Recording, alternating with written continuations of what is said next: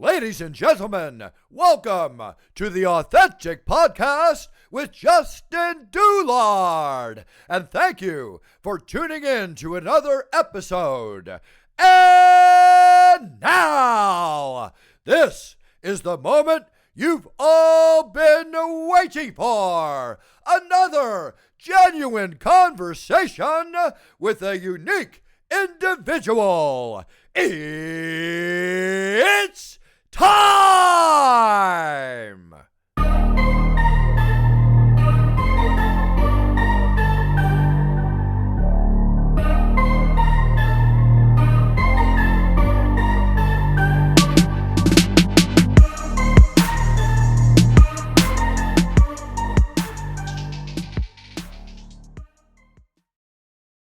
Woo! All right, ladies and gentlemen, welcome back to another episode of the Authentic Podcast with myself.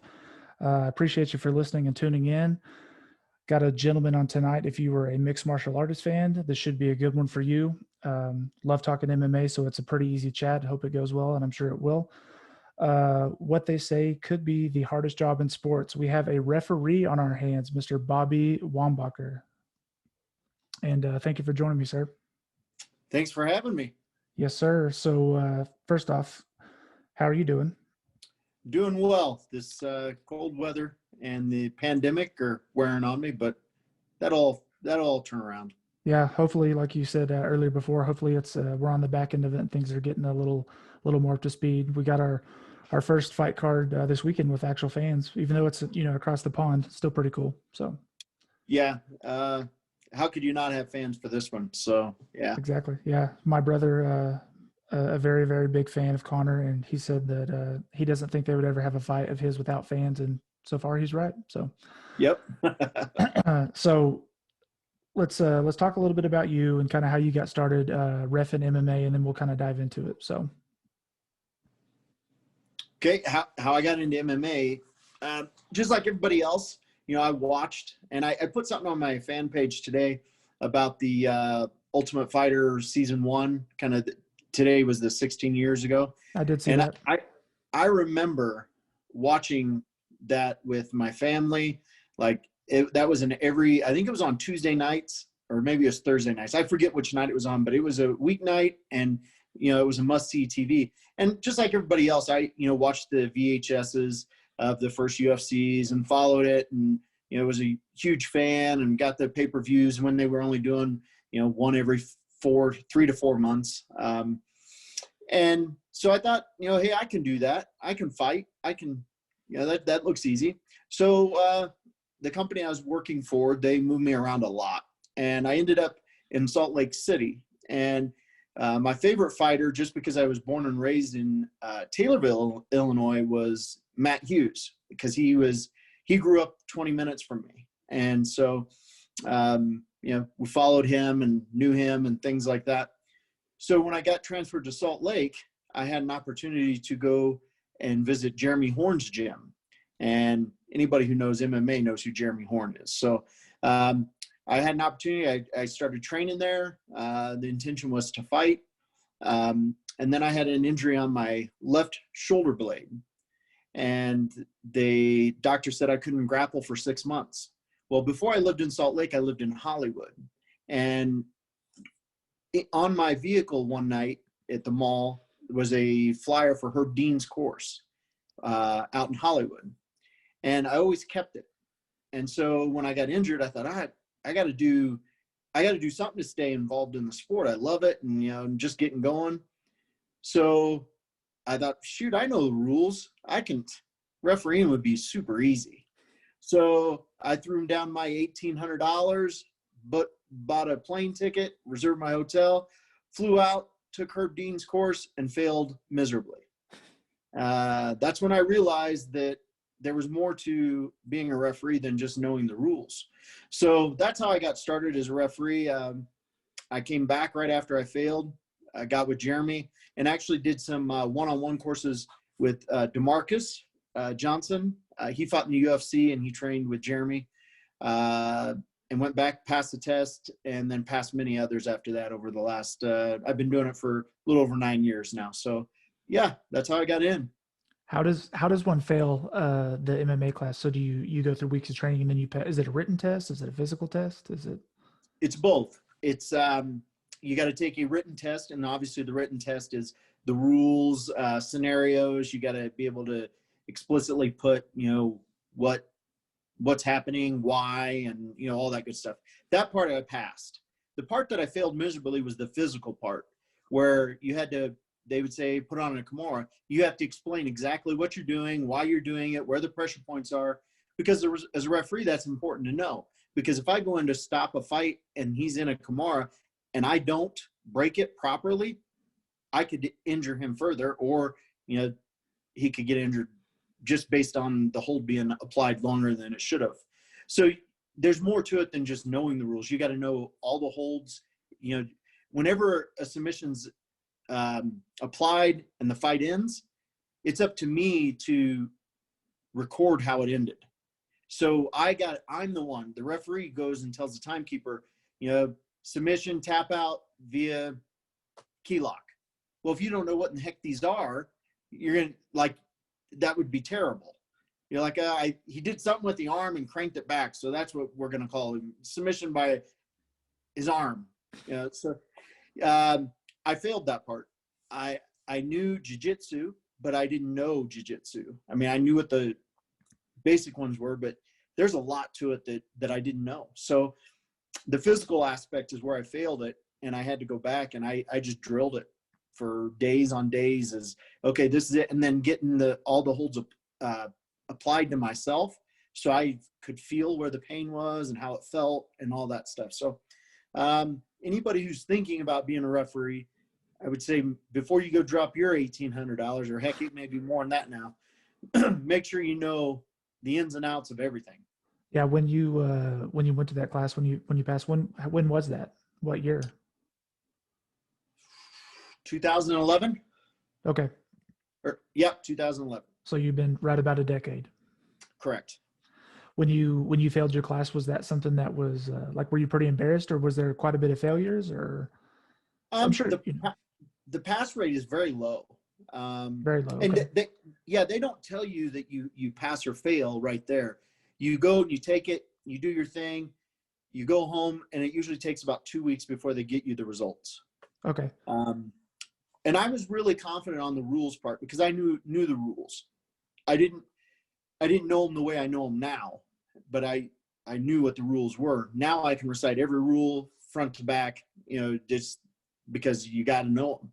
I had a referee tell me at one point, in the back when we do rules meetings, referees sometimes will have the rules out and they're reading off of them. And I was told by Big John, actually, said, if you've got to read the rules off a piece of paper, how competent do you think these fighters think that you are? And basically they're putting their lives in your hands. And if you've got to read a piece of paper to tell them. So from that point on, I realized them. I'm like, okay, I got it. What are some mistakes you've made as a ref? Some, I guess, or, you're going to get better as you go on. What are some of the things you did early on that you've kind of changed and gotten better at now that aren't so obvious? Sure. Well, the biggest thing is positioning. So when someone's face down and they're in a submission, you can't, as a referee, one thing that I'm trying to always have is a line of sight to their eyes, because their eyes are going to tell me everything I need to know. Their body language tells you a good amount, but their eyes will tell you. So you're trying to look at their eyes. Obviously, if they're belly down, you can't see their eyes. It's all about positioning, because you got to watch the body. You got to make sure that that old thing where you grab the arm and you raise it, that came from the WWF, Hulk Hogan and all that stuff. That doesn't work. So you got to be in good position. And in the beginning, positioning is something that, again, you think you know everything until you get in there and you screw it up. And unfortunately, if you screw it up and there's a million people watching, that's really bad. So a lot of us, we start out in the amateur ranks doing amateur fights and local fights and things like that. But for me, it was all about positioning. And, I would stop fights in the beginning. A couple times I stopped them a little early, because I couldn't see their eyes. I just assumed they were out. So then you figure, okay, well, you got to get better positioning, because obviously that didn't work. And, I guess the good thing about an amateur fight is if you mess up in an amateur fight, it doesn't cost them money. It doesn't, because the record starts out at 0-0 when they turn pro. By no means am I condoning mistakes, but if you're going to make a mistake, that's where you want to make it. Because once you start reffing professional fights, a mistake costs money to people. It costs record, which the record could influence endorsements and things like that. So there's a lot of ramifications once you get to that professional level that you got to really be cognizant of. It seems like the past, I don't know. So I've only followed MMA for maybe 3 to 4 years. I'm still, kind of a new fan to it overall. But it seems like there's a real, and I've talked about this on the show with people, that there's a really bad case of judges right now. Fighters are not happy, and then, the UFC hasn't been happy. Would you say as a whole that the group of referees are a lot better than the judges? Because it seems like the judges, from what I've understood, is sometimes it could be some very random people with very little experience. So, would you say the referees as a whole are quite a bit better than the judge pool that they have? I guess I would wonder, what fights that the people are saying have little experience, because the judges that do the UFCs and Bellators, the commissions do a good job of vetting out, making sure their most experienced people are doing the biggest shows. And if you notice, a lot of the UFC stuff, they bring certain judges, or they recommend certain judges, because they don't want to be in a position where they're getting someone who's only been following the sport for 6 months and the commission thought it was a great idea to put them in there, because that's not good for the sport, for the fighters. It's just not good. But once you get to like the UFC, Bellator, LFA, those areas, the referees and judges are pretty much vetted out. And, a lot of people don't always agree. I had something on my page from the fights on Saturday. People were talking about how bad the judging was and things like that. I am a licensed judge as well, but I didn't see any fights that, I would have said, oh man, that was terrible. And believe me, there have been fights where we all sat there and thought, whew, that was bananas. But I think the judges most of the judges actually have a martial arts background as well. That's something that people don't understand as well. I know there was some, like, for example, the last time they went to Abu Dhabi, Dana White had said that he thought the judging was pretty bad and they needed to get some new judges over there. And then there was, I think it was Texas. They say Texas is notorious for calling fights pretty bad. Just things that I've heard through the grapevine. Like, that was, I think, the place of John Jones versus Gustafson, the first one. And then I know different things, like I've heard that New York, they said they weren't real fond of their judges because they were kind of newer to the commission and the sport. So just things like that I had heard. But sure. And the commission ultimately for the state is responsible for picking the judges and the referees. You see Herb Dean or you see me on the UFC, we were selected by the state to do it. The UFC can present a list and say, hey, these are the people we'd like to recommend, but the state can crumple that up and throw it away because it's their decision. And you get some states that have loyalty to their people. And, sometimes that creates issues, I guess. Yeah. I know, COVID's probably put a damper on a lot of things for everybody. When's the last time that you reffed a match, or excuse me, you reffed a match? I did LFA, I don't know, was it 9 or 12 weeks in a row when they did their first phase in the bubble, and that was in July and August and September. So it was September was the last time. South Dakota? So, yep, South Dakota. Have you reffed any legacy fights in Oklahoma? Legacy fights in Oklahoma, I have not. I've reffed in Oklahoma, but not legacy, I don't think. What promotions were those? Do you remember? I don't remember. I'm originally from there, and we used to go watch quite a few fights. Oklahoma City, Tulsa mainly. So. Well, I did it at there's a casino just outside of Oklahoma City. It's pretty big. Sugar something. Man, there's in Oklahoma, there's so many casinos, so it's hard to say and I'll remember it here shortly, but they did several, and they've had Jeremy Horn fought out there, Tony Lopez fought out there. They've had some pretty big names that have fought on their cards. Man, that's gonna drive me nuts. We can look it up later if you want. I'll look it up while we're talking. But yeah, man, Oklahoma is full of casinos. So I mean, there's ones that are I've been to, some where it looked like there was 100 fans, and then there's some where there's a pretty decent sized group. And I've seen a lot of guys start out in those promotions and then get bigger. A handful of UFC, but a lot of Bellator guys. So yeah. Now, one thing, like for the state of Oklahoma has their athletic commission, but then once you get to your tribal nations, they govern on their own tribal land. So they don't use the state's athletic commission. They have their own at that point. So every tribal nation, they have their own athletic commission inside of the tribe. Yeah, that's kind of how I'm sure you're familiar. Tribes work. They kind of have their own rules and laws for really everything. So sure. To an extent. Looks like Sugar Creek Casino in Hinton, Oklahoma. That's it. Yep. Okay. Yeah. I mean, once again, there's dozens of casinos in Oklahoma. I don't know if I've even driven through in Hinton, and I've been to a lot of places. So, but Hinton's right outside Oklahoma City, I believe, if I remember correctly. Okay. I'm from the northeastern area. My wife is from Oklahoma City. So, okay. But so how does it work with being a ref? Because like pretty much every other professional referee, this is something you do on the side, or not on the side, but it's something, you have other jobs as well. So, walk me down the process of getting the call to ref and kind of leading up to that. How does that work? Well, typically for like myself, I typically get a 30 to 45 day notice. The UFC gives you about 90 days to make sure that you can make it. But it's not something they just call you on Thursday and say, hey, you available Saturday?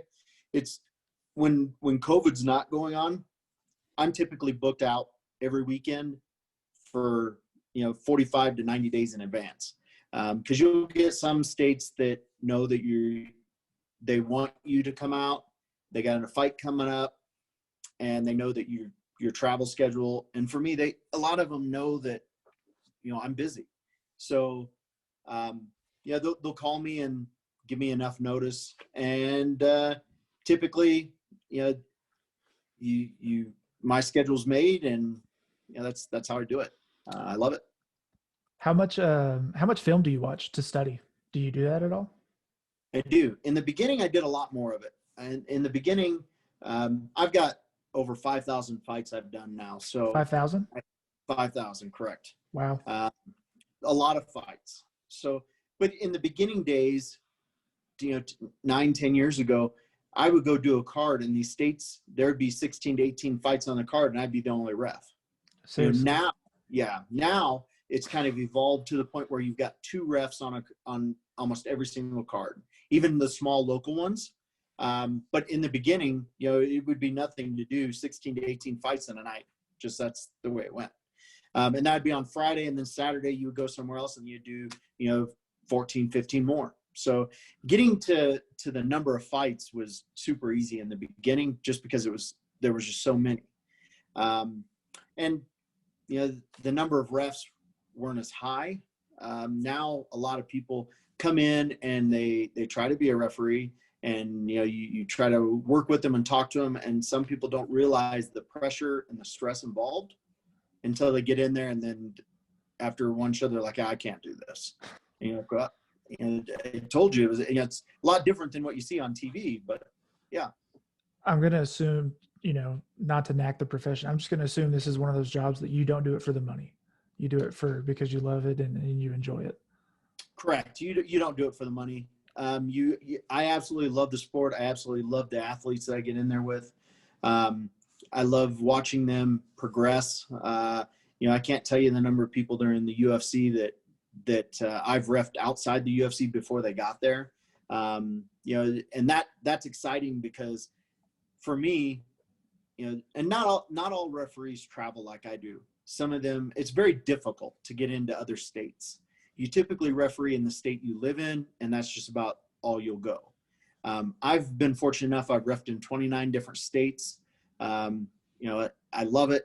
And so I've got to see a lot of talent, all across the country. But yeah, you definitely don't do it for the money. Yeah, I listened to a show you did about a year ago, I think. And you'd mentioned you went to Louisiana and wanted to kind of experience New Orleans, but it was kind of crummy weather. So yeah, that was awesome. It was an LFA that I went down there for.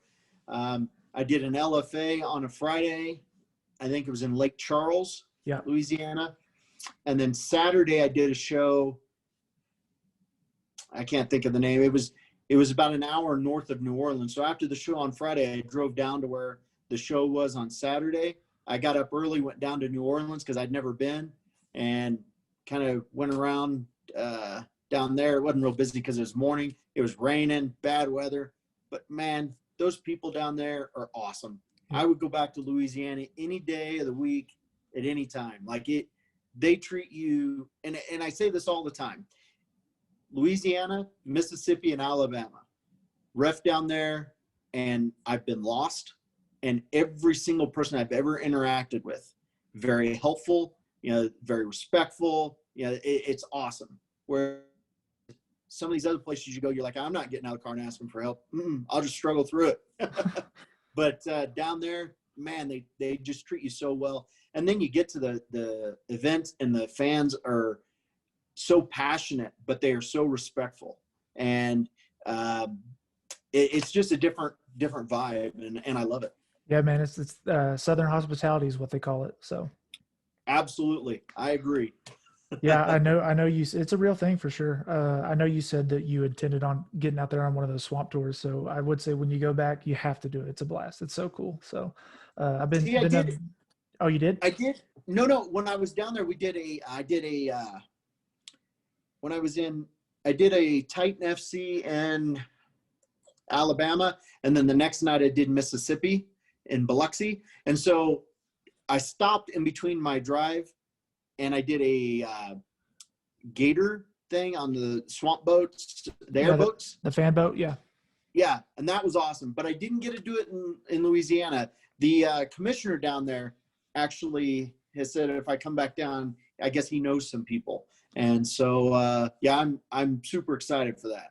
Yeah, I love New Orleans. I've been, I think, 4 or 5 times, and I did go to Mardi Gras one year. So, great times. I love the food and the culture as well. So nice. I got some Q&As for you. I was going to kind of dive into those. Sure. What is your opinion on standing fighters up from a grounded position? A good example recently would be Usman Maia.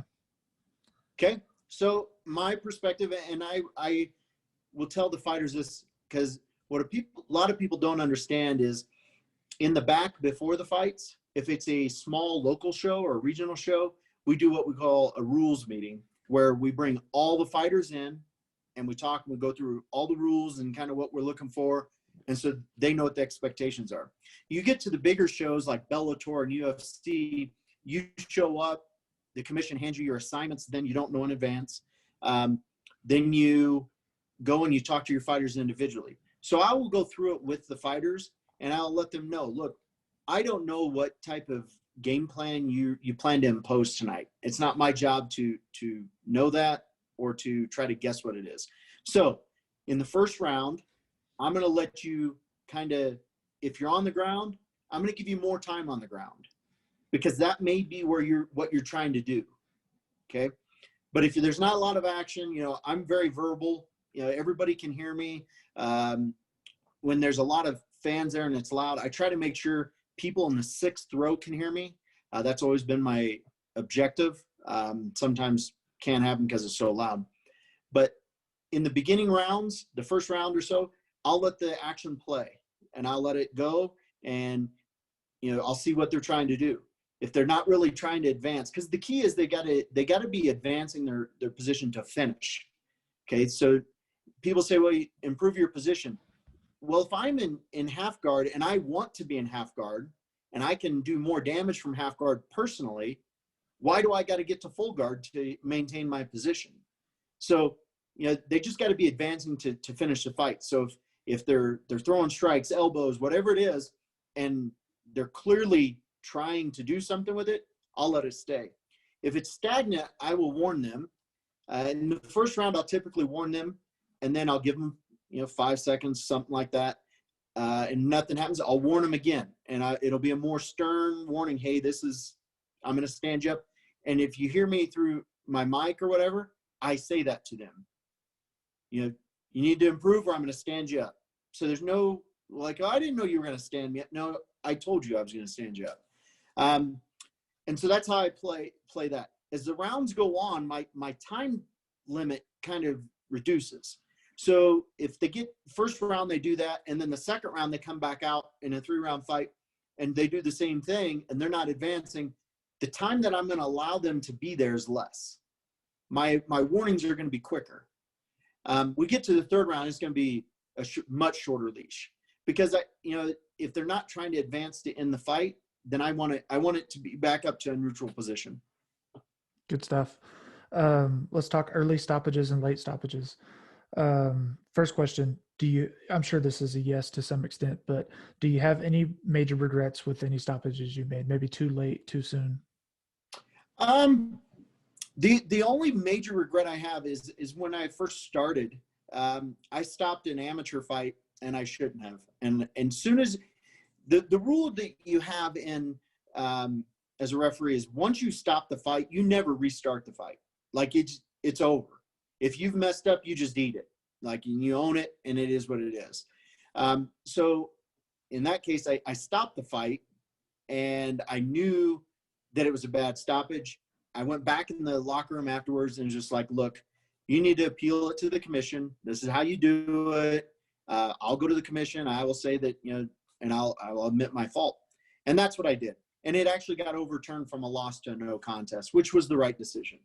But typically I don't have any regrets as far as stoppages go.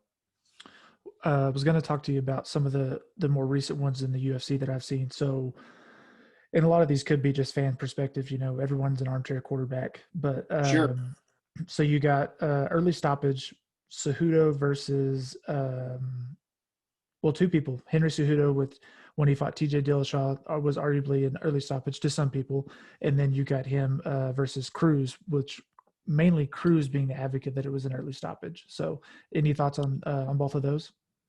What I will say, and what I will say is everybody can say that it's an early stoppage and they can say whatever they want to say, but the referee is within 6 inches of their body language, their eyes, things like that. So we see more than what the fans want to see, I guess. So whenever no fighter will ever say, yeah, that was a good stoppage. Typically, the referee's always the fall guy. Oh, it was way too early. Except for your eyes roll behind your eye, your back in your head. Your eyes are like, I can't let you stand out there and get killed. And so as far as those two go, I don't remember the Cejudo Dillashaw one real well, but the Cejudo Cruz one I do remember very well. And I believe Keith Peterson was a referee. And I think that was I stand behind his stoppage. I thought it was a good stoppage. What I didn't care for was the mud that was slung afterwards, personally attacking Keith by Dominic. Like that wasn't needed. And I've refed a pay-per-view with Keith, and Keith is a very straightforward guy, and the things that were said about him couldn't be more false about a person's character. Well, I was going to ask that, but I think we answered it. That was my next note on that. Keith, no nonsense Peterson, as you said, straightforward. I was going to ask you what you thought about Cruz saying he reeked of alcohol and cigarettes, which is the first time that's ever been said, I think, to a ref, and specifically to him. I also thought that was kind of shitty on his part. my thought on that was, I don't know if this is possible. I'm like, hey, maybe that guy wouldn't smoke a cigarette between fights. I don't know if you guys can do that or not, but I doubt he smelled like alcohol. So Yeah, and as a referee, we come in look, whenever we show up at an event, we are very close to the other referees that are on the card. Like we're very close quarters with them. We help each other. We have to check in with the commission, so if there was anything like that, the other referees, number one, would have said something, and the commission absolutely would not have let him get in the cage. So, yeah, it is what it is. You think that was wasn't just there, but I do know Keith. So you think that was just a cry for help, just kind of a plea deal? Because, to say that was a pretty big stretch. I mean, right. I think something like that should have been said behind. If he truly felt that, then he should have went to the commission or Dana or whoever behind the scenes and let it play out there.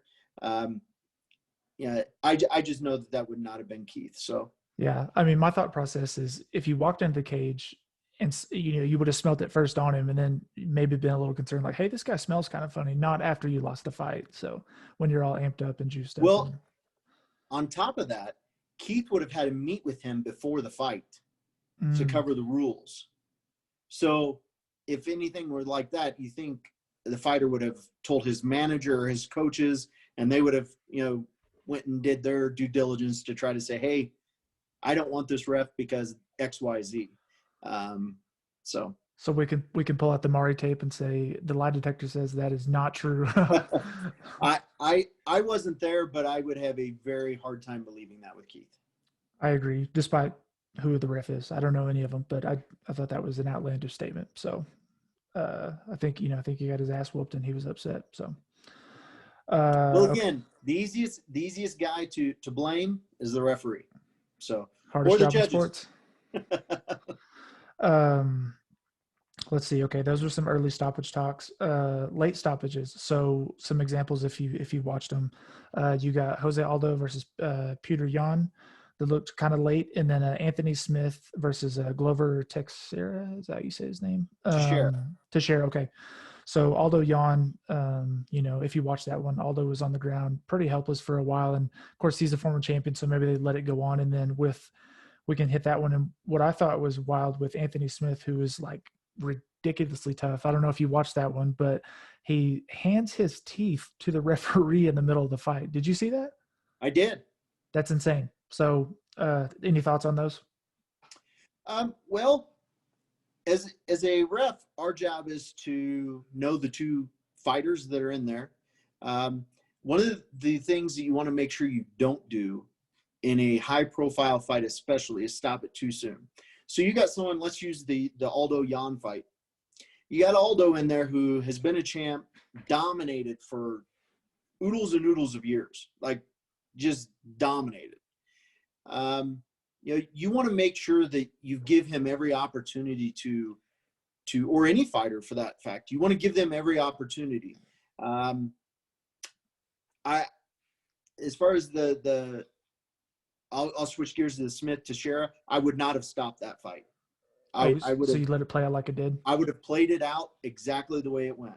I thought that was good. Smith is very durable and he's very tough. And even Smith came out and said, "Look, I didn't want the fight stopped." He did, yeah. Like, yeah, I would still be fighting if they didn't stop it. Still, I mean, I guess it goes to where the position was and how bad the shots were in them, how much damage was actually inflicted. Because sometimes from the TV perspective, it looks like they're just getting the tar kicked out of them. But when you're up close to them and you're looking at it, 50% of the shot's not even hitting them. It's going off a shoulder, off a glove. But from the camera angle, it looks like it's just his head's moving. And, so as far as those, I think the Smith fight, I would not have stopped the Smith fight. The Aldo one, maybe. That was a rough one. But again, Aldo has dominated for so long. You give him every opportunity until he can't fight back. And either they're knocked out cold or they're unable to defend themselves intelligently. You know, and some people can take more shots, as bad as that sounds. So you can't stop them all at the same time, because what one fighter can take and what another fighter can take is completely different. True. Good point. Good point. Let's talk about craziest things you've seen in the cage or heard in the cage. Whew. We don't have time for that. I know we don't, but just give me a couple. Just give me one or two. Man, I've had fighters. It was a local show, and they were talking about what they were going to do for dinner that night in between punches, like getting punched in the face, elbowed in the face, and like they were talking about the steak place. Like, it was crazy, and I'm like, what's going on here? And then I was like, okay, well, it's not really bad. It's not unsportsmanlike conduct, so I can't, they're not cussing, they're not, so I can't really say anything. And afterwards, it went to a decision, and they both were a bloody mess. And, before we read the decision, I just pulled them in. I'm like, were you guys really talking about dinner, or like, am I missing something that happened before the fight that you guys were referencing? Like, no, we're going to dinner tonight. I'm like, okay. Together? The one that probably I would say has the most coverage, it was kind of bad for me, was the Felice Herrig and Courtney Casey fight. It was in Detroit. They started flipping each other off, throwing blood boogers at each other, and I had to tell them to knock it off, and because that's unsportsmanlike. And again, we're trying to attract fans, not lose them. What's your favorite event you've ever fought, or maybe your favorite match you've ever not fought, your favorite fight you ever reffed or were there for?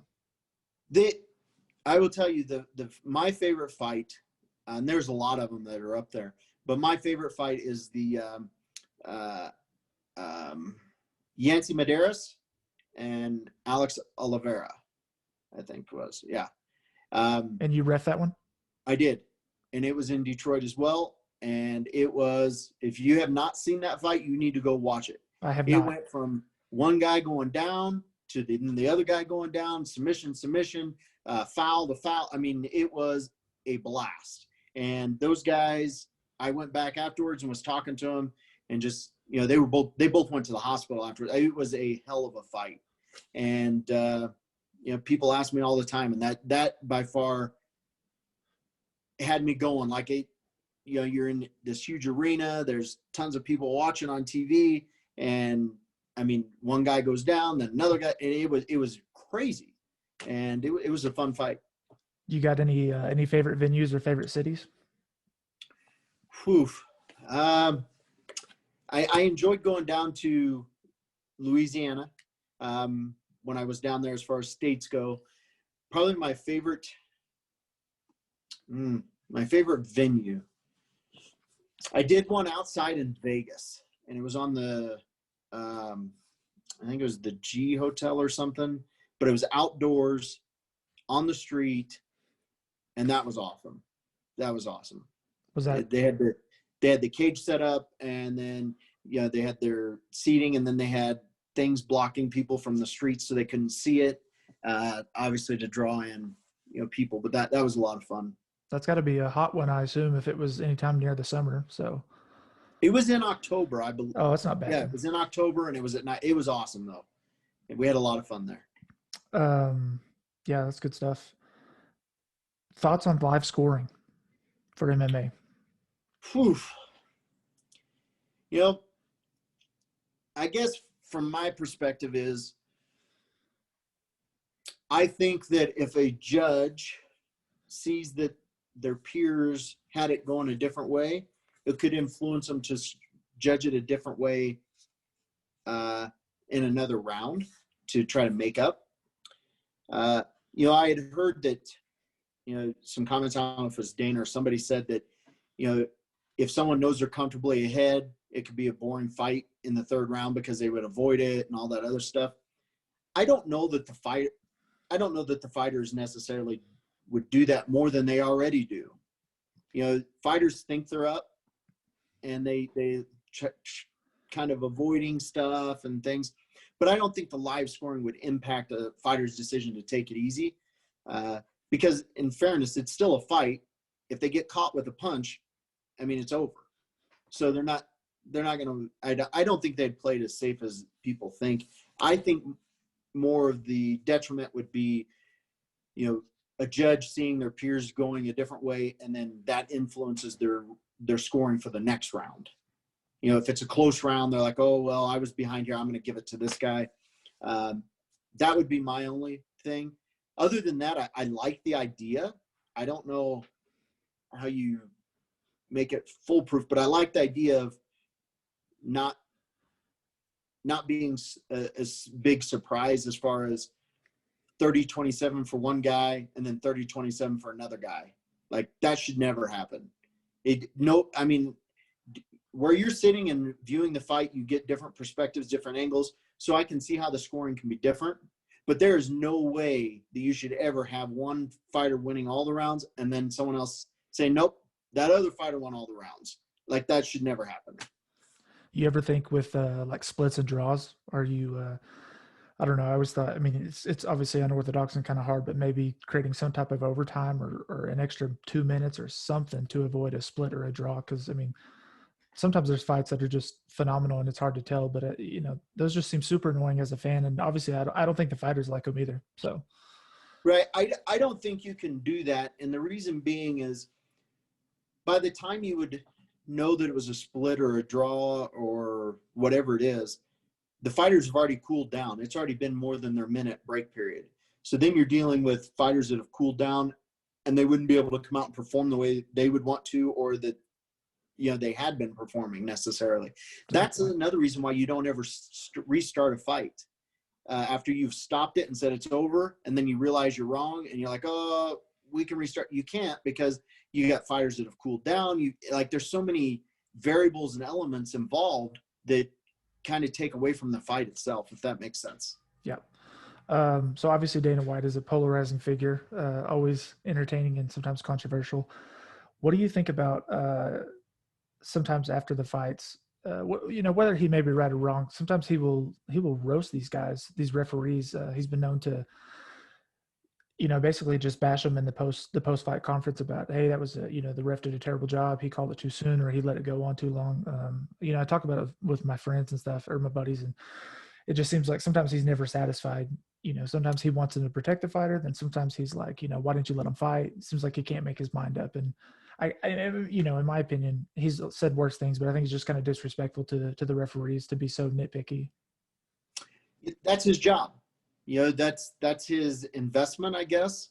Again, he doesn't hire the referees or the judges. He doesn't. So it's always the commission. It's the commission. Yeah. Okay. So he has every right to criticize and do whatever. Getting into this job, you got to have very thick skin, because, and I tell the fighters this in the back, at the end of the night, 50% of you are going to think I'm the greatest referee that's ever walked on this earth, and 50% are going to think I'm the worst. The 50% think that I'm the worst are the ones that lost, typically. And that's the same way with promoter. Look, his job is to build interest for people to come see more fights or purchase more pay-per-views. So if there's a fight that was close or whatever, and he can throw it onto the ref and bash the ref, people get their ears pinned up and they're like, oh yeah, that was a ref and he sucks and blah blah, and they jump on, and then they're watching the rematch. I know me personally, and I can't speak for all the refs. I've spoken to many of them, but we don't. What he says doesn't matter to us as far as criticism, because I get a lot worse things said about me on the internet than he could ever say. What's the worst thing a fan has said to you, either in person or online? Obviously, online people are a little more ballsy, but I'd be interested to hear both. Online, they're real tough, and they got black belts in jiu-jitsu, and their striking is perfect. Where you have your problem is in the live events, especially smaller or local shows. You'll have a fighter come out, and they're up and coming. They're not, obviously nobody knows them, and they bring 30 people, friends, family, and everything else. The last thing they want to do is lose.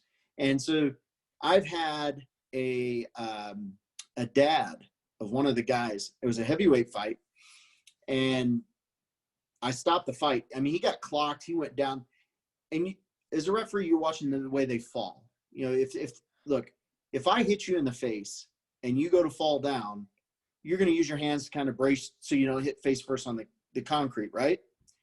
If you don't stick your arms out to brace yourself and you just go voluntarily face first into the ground, you're probably knocked out on the way down. So this kid, and it was in Colorado Springs. Oh, nice. Yeah. So this kid goes down and does heavyweight. I mean, he got clocked and he didn't brace himself. He just went like an oak tree, face first down. And the first thing that happens, as soon as you make contact with the mat or anything, you wake right back up. So, you know, fans see the guy hit and he bounces right back up. And they're like, oh, yeah, he wasn't out. Well, yeah, he was. You know, he just got woke up type of thing. But this guy's dad had a lot of alcohol. He came over the barrier, and, I mean, he was in my face. And, you know, I'm trying to back away. I'm not wanting to get into a physical confrontation. And, you know, every word under the sun was said. And finally, the commission came in, and, you know, everybody separated it. And he got escorted out of the building, of course. Yeah. But, you know, that was probably my worst in-fan. You know, typically they'll say things, but they don't try to get physical with you. Online. Different ball game, huh? Yes, man. Yeah, you'll be reading, oh, that ref sucks. You know, you stop a fight, and, you know, one of the first things I do is I will ask the other referees if it's a questionable stoppage, I think I'm right. I'll ask the other referee or referees that are there, hey, this is what I seen. What'd you see? What have you stopped it there? Just getting, you know, curbside critiquing each other, and we all do it. And you know, so typically, you know, it is what it is. But you always know that the people that are watching are going to think something else. If it's a close stoppage, it's going to go bananas regardless. And man, you can, like, they've said this ref sucks. He doesn't deserve to fight, or he doesn't, you know, need to be in there. And I can tell you, I'm not going to say the name, but there is a referee who had a very questionable stop and in the UFC, and he received numerous death threats. Yeah, man. Unfortunately, that's not uncommon in sports. It's ridiculous. Like, I'm a big football guy, and like when kickers will miss a game-winning field goal, they'll get death threats, and it's ridiculous, man. Absolutely ridiculous. Right. Yeah, but so you know, you got a lot of mentors and a lot of ref friends. Who's your ref? Who's your guy? Like, who's your number one ref to you? Like your mentor? You're like, hey, this guy, he's the best of them all. I think it's Kevin McDonald. He's always willing to help. When I first got started out, you know, he was there. I've taken his class. If I needed something today and I was at a show and I needed some help or whatever, I could call him, and unless he was reffing somewhere, you know, he picks up, or I shoot him a text message. Or if I've had a couple of times where I've had disagreements with the commissions as far as the rules, and I'll just message him and say, hey, can you clarify this for me? And then, because he's one of them that's on the rules committee for the ABC as well. So he's my go-to, and I think very highly of him. I think he's phenomenal. What's continuing education like for you guys? Is that like all on your own, or do you have to, you know, recertify and take new tests, or how does that work? Every 2 years you're supposed to. Some states aren't as or more lenient, I guess. You know, because they are expensive and it does involve travel and a lot of costs. So some, you know, referees don't take it as serious, but we like to retest within every 2 years, at least. Good deal. I was going to ask you too, pre-COVID, when things were normal, what's the local fight scene like in Colorado as far as the local promotions? It's fantastic. Okay. They've got where are they mostly at? You got them in Denver and the surrounding areas, but But down in where you're at in the Springs, Pueblo and Colorado Springs, I don't know the venues' names. Okay. But they are like 2-3 fights a month. Okay. Card. Yes. So Yeah. so like I said, back in Oklahoma, most of them are at the casinos, but I know there's not as many casinos here, so I didn't know where they would go. But you know, in a non-COVID world, pretty good selection to choose from, I guess. Yeah, in Springs, there's a downtown. It's like a theater, old theater, Okay. and they have fights in there, and that's really awesome because it's really old and it's downtown for one, but it's really old and it gets loud. And as a fighter and as a referee, your adrenaline gets going with the crowd and the noise and all that stuff. And so whenever you're in that situation, I guess, it's crazy. And I love it. And so Springs is that venue in Springs. I can't think of the name, but they do a lot of other shows and stuff in there too. Yeah. Well, unfortunately, I'm sure it will be a while till those local promotions get going again. Hopefully, maybe into this year or something. We moved here in the middle of the pandemic, so we haven't. I mean, we got to do a lot of outdoorsy stuff, but haven't really done much indoors. Hasn't really been an option. So. Yeah, I would say they do probably at least one show a month in Springs or Pueblo. When things are normal. When things are normal. Okay. So there's always plenty of MMA. You got quite a few good gyms down there. Yeah. Yeah, Colorado's a real good fight scene. Yeah. Sorry, losing my train of thought. You mentioned being, you know, like the smaller venue when it's packed and the music's loud and the fans. Have you ever like blacked out per se, or you kind of phased out because your adrenaline was so pumping, you're like just snap out of it for a second? Or no, I'll speak for myself. There, you can't do that. Like, you've got to be laser focused, because in a split second, you know, things can change. And if you're zoned out, or you're not, you know, intensely involved focus wise, you know, someone could go out, someone could get really injured. You know, I would hate to say someone could die, but you know, that's a possibility if you're not there mentally. So no, you're tuned in when you're in there. You know, one of the things and people don't understand it, and I think you can probably ask some fighters if you ever have them on, I can't hear the crowd. Like, I can hear loudness and the noise, but I can't hear what they're saying, because my focus is 100% on what's going on. And people say, oh, come on, you definitely heard that guy in the third row. And you're like, no, I really didn't. Like, I'm so focused on what I'm doing and making sure that, you know, I'm fair and to the fighters, you know, you don't hear it. That's good stuff. I appreciate that. I'll get a few more questions in, then I'll let you go. I appreciate your time in our chat's been really good. Was just going to ask you, have you had the chance to ever have any interaction with Dana? You know, I don't know if he talks to you guys much, or if you ever got the chance to talk to him at all, really. In passing, I've said hello and we've had a small chat, but typically we work for the commission, so you don't interact necessarily with promoters. Yeah. So even locally, some promoters will come up and say, hi, hey, you did a great job tonight, yada, yada, yada. But that's pretty much the extent of the conversation. You don't sit down and have dinner with them or anything like that. It's very separated. Because, again, let's just say, hypothetically, Dana, I'm doing a UFC. The next night, or that night after the fight, you see me at dinner with Dana, right?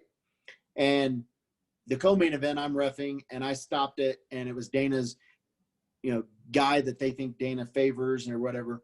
They're immediately going to say, oh, he stopped it because, look, here's him with Dana. You know, he did it for Dana. So we avoid those situations. Makes sense. And you'll see a lot of after parties and stuff.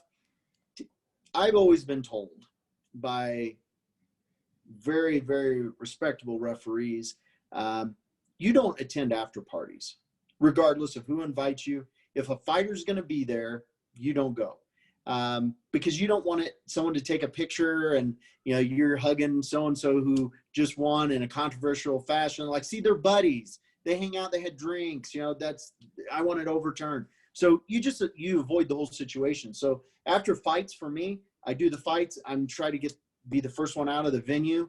I get back to my hotel. Like I don't have any, if I see a fighter in the hotel afterwards, I may say, hey, good fight, or, how you feeling? But once I leave the arena, I distance myself because I don't want any conflict of interest. I don't want anybody to ever come back and say, oh, here's a picture of you with so-and-so 3 years ago and you just reffed his fight.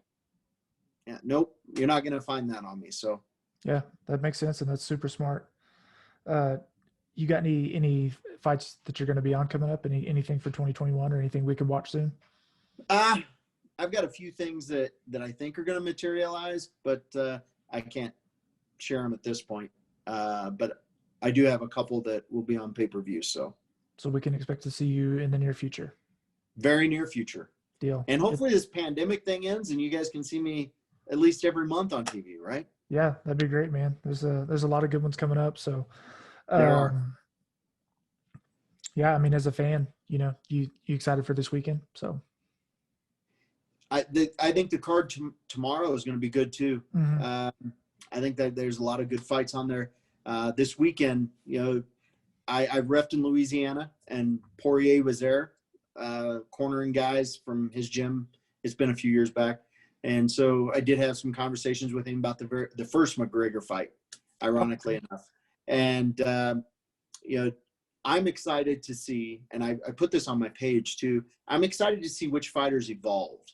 Every fighter's either they evolve or they get left behind. Like no fighter stays the same and continues to win. It just doesn't happen.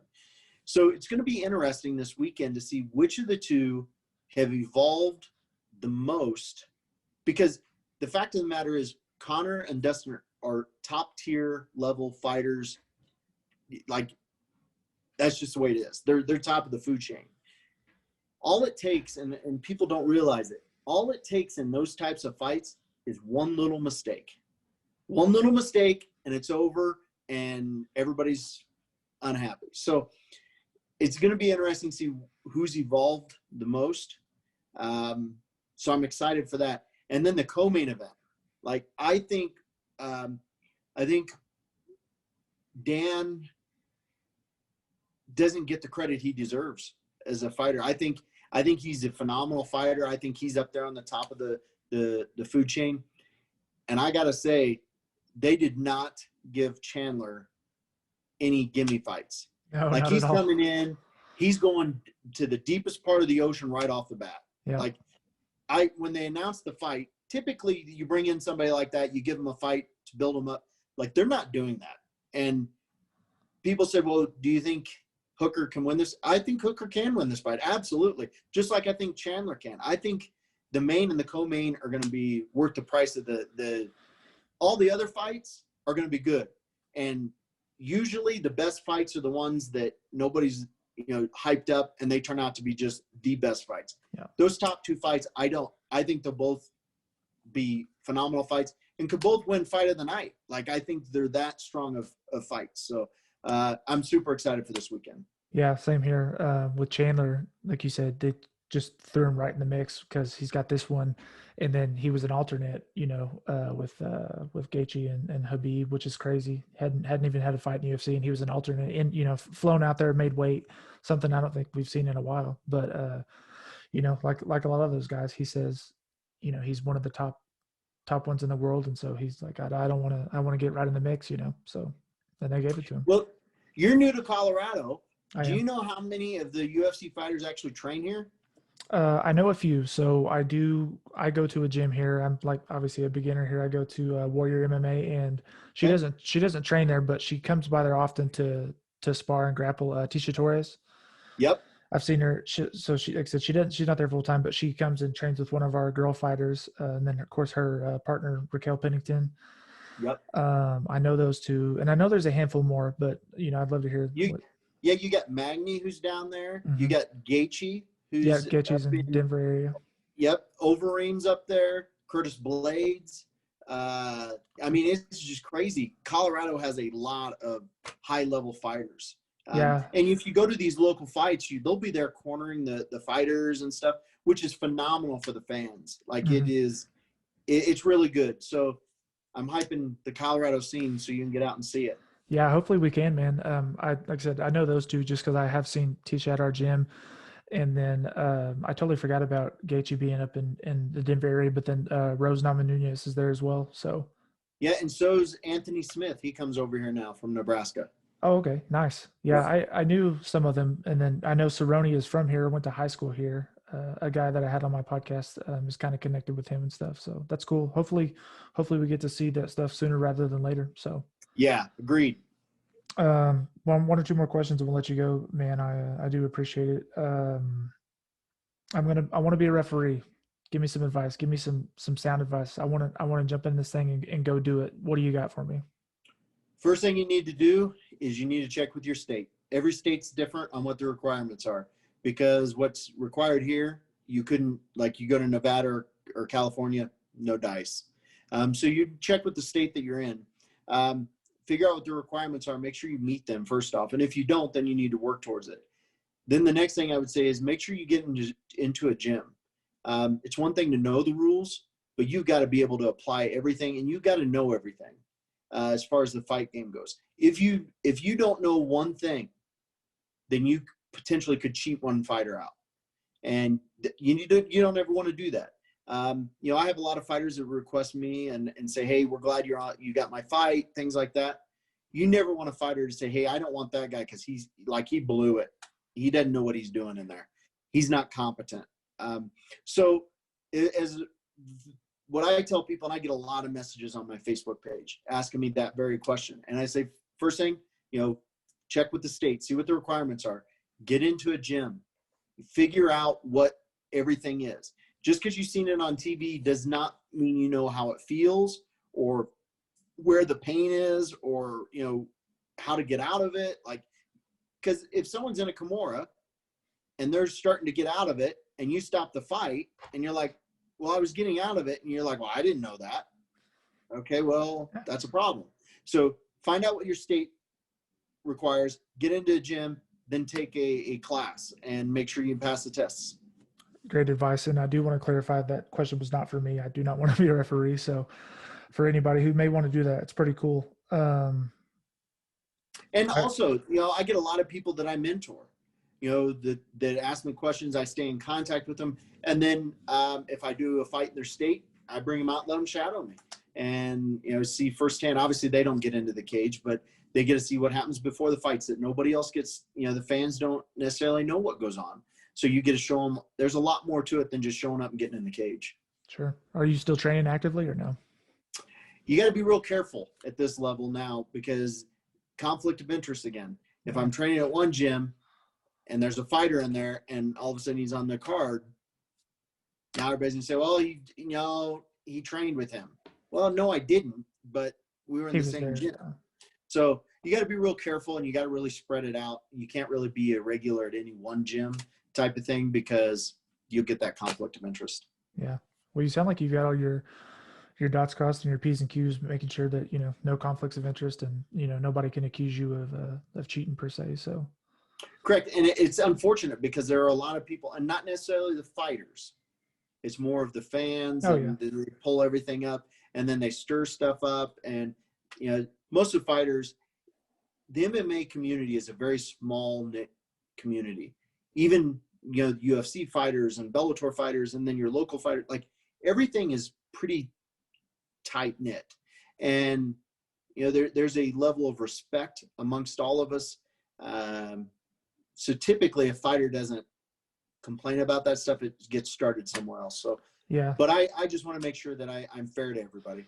Yeah. It's all the people that got all the time on their hands to blog and tweet and pull up pictures. And yeah, I've said this probably, I don't know, half a dozen times on my show, but you mentioned it with MMA being a small community. And I think that's why it's appealing is, I don't know, as a fan, it's just, like I said, I always mention, at our gym, Tisha Torres pops in all the time to train with one of our fighters. And then I feel like in any or many other pro sports, if a pro athlete was at the gym, it would be like a huge deal and people would be taking pictures and signing autographs and, taking pictures of her and all that. And I mean, she shows up there and she just does her own thing, like people know who she is, but they're not bombarding her. And, she's rolling and training with a lot of, people below her.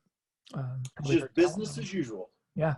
Yeah, it's pretty cool. So, like, compared to the NBA, the NFL, like that just doesn't happen. You don't see those guys training in public. So, Right. um, I always like to ask all of my guests, give me 1 to 2 songs that are pumping you up currently when you're working out or getting ready to work or something that you're on right now. I'm a country guy. Okay. So, anything Brantley Gilbert, Okay. anything Brantley Gilbert or Jason Aldean is on I guarantee you it's on my playlist. My wife's a big Jason Aldean fan. I'm been on a huge Luke Combs kick, so went and saw him in Luke concert. Combs is really good. I love Like Luke Combs. he's good. Yeah, his story is awesome too. Just such a humble guy, and yeah. But I could talk about that forever. But okay, Jason Aldean and Brantley Gilbert. So, well, good stuff, man. Let's tell people where they can find you to follow you and kind of become one of your fans, and then we'll hop off here. So, Yeah, Facebook, you can find me. It's an MMA referee, Bobby Wombacher. If you go on there, send me a message. I respond to everybody. It may take me a little bit, but I do respond. that's true. Ask any questions, post anything on there. If you have questions about a fight, how a stoppage or a judge thing, I'll be more than happy to talk to you and kind of work through from my perspective, how I seen it and things like that. So yeah, find me there and stay in touch. Yeah, dude, I definitely appreciate it once again. A lot of fun and looking forward to seeing you in the cage soon.